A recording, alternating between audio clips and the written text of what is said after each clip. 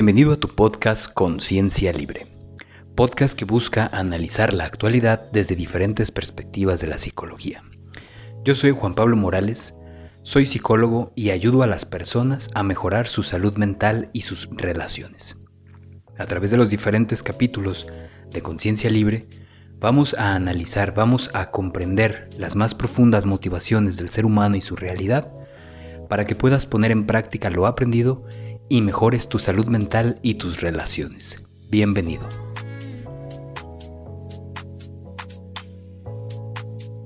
El tema de las emociones y sobre todo el control de las mismas siempre da muchísimo de qué hablar. Pareciera ser que todo el mundo considera que el controlar las emociones es lo mejor que podemos hacer por nosotros mismos y que tiene más pros que contras quien sabe controlarlas de una forma adecuada. Sin embargo, a título personal me cuesta mucho trabajo pensar que existe alguien que pueda controlar sus emociones en su totalidad. Este tema siempre me invita a muchas preguntas que creo que es necesario plantear para poder guiar de forma correcta el tema que quiero desglosar el día de hoy. Número 1 es la pregunta que acabo de plantear hace un momento. ¿Realmente existe alguien que pueda controlar sus emociones? Número 2, ¿es realmente necesario controlar las emociones? Número 3, ¿qué son las emociones? Número 4, ¿para qué sirven? Número 5, si es posible controlarlas, ¿cómo se hace? Voy a intentar dar respuesta a estas preguntas desde diferentes perspectivas, buscando siempre la mayor objetividad posible. Yo considero que muy difícilmente alguien pueda controlar al 100% sus emociones. De acuerdo con Enrique Fernández Abascal en Psicología de la Emoción, la emoción es un proceso psicológico que nos prepara para adaptarnos y responder al entorno. Su función principal es la adaptación, que es la clave para entender la máxima premisa de cualquier organismo vivo, la supervivencia. Desde esta definición se pueden ya vislumbrar procesos complejos y biológicos que intervienen en los procesos emocionales del ser humano, mismos que tienen que ver incluso con estructuras inconscientes o de respuesta refleja como parte del llamado sistema simpático, que nos preparan para respuestas incluso fisiológicas instantáneas que tienen que ver con la supervivencia del ser humano como especie. Es cierto que hemos evolucionado como especie y que nuestros procesos psicológicos se han vuelto cada vez más complejos a medida que hemos devenido como seres sociales. Sin embargo, algunas funciones fisiológicas aún guardan vestigios de las respuestas primitivas necesarias para la satisfacción de las necesidades más básicas, así como la salvaguarda de nuestra integridad física. Desde este punto de vista es muy difícil pensar en que alguien sea capaz de controlar sus emociones al 100%. Lo que sí se puede hacer es gestionarlas. La emoción, al ser un complejo proceso que ha sido estudiado desde perspectivas conductuales, biológicas, fisiológicas, sociológicas y psicológicas, ofrece un vastísimo campo de estudio que no terminaríamos de abarcar, por lo que vamos a continuar diciendo que la emoción es algo más bien que nos sucede, sin que nosotros tengamos mucha injerencia o decisión en ello. Sin embargo, lo que sí podemos controlar acerca de las emociones es el qué hacemos con ellas. Antes de saber cómo gestionar las emociones, me gustaría que exploráramos si realmente es necesario hacerlo. En este punto resulta evidente decir que es totalmente necesario, dado que son tan complejas y dado que son cosas que nos suceden sin que sepamos muy bien definir los procesos implicados en esto. Entonces, si es tan necesario el saber gestionarlas, debemos partir por intentar definir qué es una emoción. Y digo intentar porque, como menciona Wenger y Johnson Jones, casi todo el mundo cree saber lo que es una emoción hasta que intenta definirla. Lo que sí se sabe es que todas las emociones tienen su correlato fisiológico, es decir, que van acompañadas de reacciones fisiológicas que son desencadenadas por procesos psicológicos. Ejemplo de ello son las típicas mariposas en el estómago que sentimos ante emociones fuertes. Estas emociones, con su correlato fisiológico, tienen impacto en nuestros procesos químicos, biológicos, en todos nuestros aparatos funcionales, en nuestra estructura muscular y en nuestros procesos de pensamiento, por lo que afectan directamente la manera en cómo pensamos y por ende en cómo actuamos. Todo mundo sabe que actuar movido por una emoción dificulta el juicio y propicia que tomemos decisiones poco pensadas o viscerales.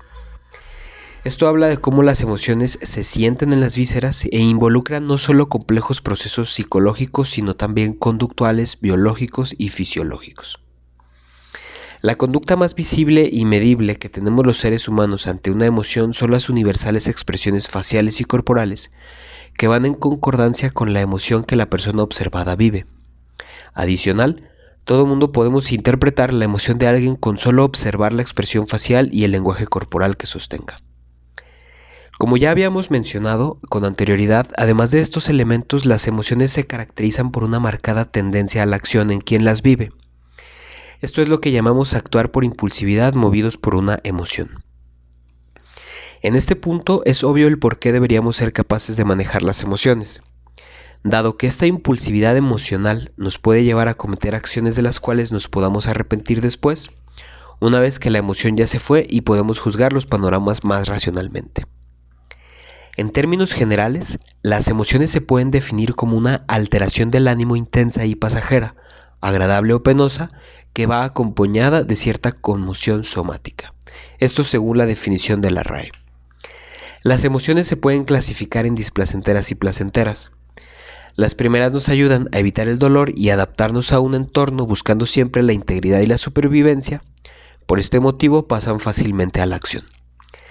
El problema surge cuando, derivado de una programación inconsciente, la emoción negativa es desproporcionada a la respuesta adaptativa y continúa repitiendo patrones que ya no son necesarios para la adaptación al ambiente cuando se somete el estímulo al examen de realidad. Por ejemplo, tal vez en un primer trauma, una emoción negativa muy grande pudo haber cumplido un papel importante en la respuesta adaptativa del individuo, pero después basta con un estímulo pequeño que detone por asociación un recuerdo inconsciente del primer trauma y la emoción reviva como si del primer peligro se tratara. Se dice que estas emociones se quedan impregnadas en el cuerpo a manera de respuestas fisiológicas, enfermedades, síntomas o contracturas musculares que tienen como misión el reclamar la atención de aquella emoción que no fue gestionada en tiempo y forma. A diferencia de los sentimientos, las emociones nos suceden espontánea y momentáneamente.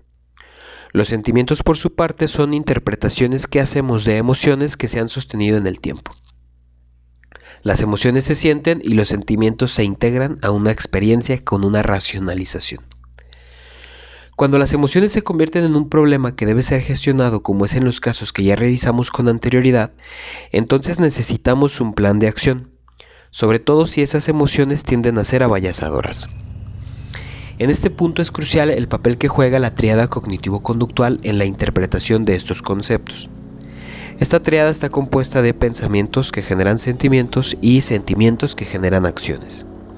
Las emociones son la antesala de esta tríada en la que se intenta dar un significado a la experiencia displacentera que queremos evitar con la respuesta adaptativa de la emoción.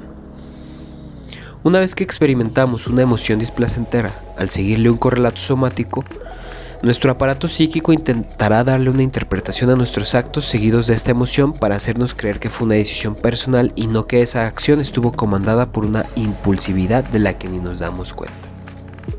En esta racionalización de la emoción intervienen las famosas distorsiones cognitivas que agravan el sentimiento extendiéndolo en el tiempo. Un ejemplo de ellos puede ser la sobregeneralización. Existen diversas técnicas para gestionar emociones. Sin embargo, todas se basan en un primer paso que es la identificación de las mismas. A las emociones solamente las vamos a identificar sintiéndolas.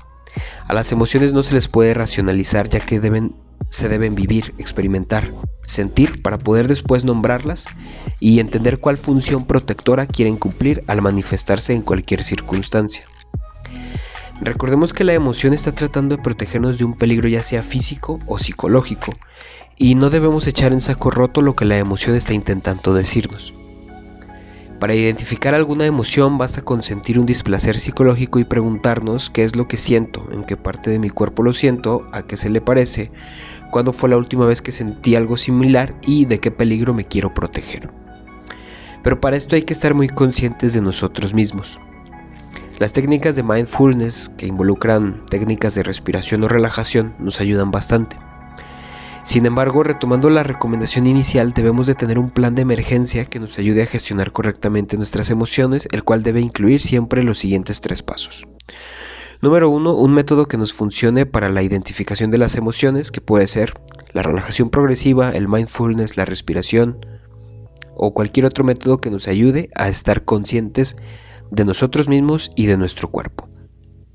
Número 2, debemos tener un método de distracción para evitar la impulsividad. Esto no quiere decir que vayamos a evadir la emoción, simplemente vamos a tomar distancia para evitar actuar visceralmente. Por último, número 3, debemos de tener un plan de afrontamiento. Este plan va a incluir estrategias de comunicación asertiva o la adquisición de nuevas y mejores herramientas, las cuales un profesional de la salud mental nos puede guiar a obtener. Las emociones son inevitables, pero depende de nuestra correcta gestión de las mismas el sacar el mayor provecho de ellas para mejorar nuestra salud mental, nuestras relaciones y nuestras conductas. Hasta aquí el capítulo de esta semana, espero que lo hayas disfrutado, espero que te haya servido. Si conoces a alguien que le pueda servir, hazlo llegar. Si te gusta el contenido, apóyame dando like, compartiendo, suscribiéndote al canal. En todas mis redes aparezco como Psic Juan Pablo Morales. Hasta la próxima.